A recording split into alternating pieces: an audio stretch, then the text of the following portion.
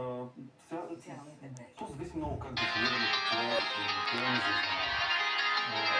Но тенденциите очевидно са присъствени. Мисля, че ги видяхме пределно ясно най-вече с това, че първия се откъсна твърде много смисъл. Десислава Ризова е пред централата на ГЕРБ, Валина Леткова пред Продължаваме промяната, Демократична България, Митю Маринов пред централата на ДПС, Димитър Николов пред централата на Възраждане, а Антон Златков пред позитани от БСП. Първо обаче към Гергана Венкова и щаба на победителите ГЕРБ. Избори нито веднъж. Въпреки това обаче са управлявали два пъти страната. Припомням ви, първия път беше с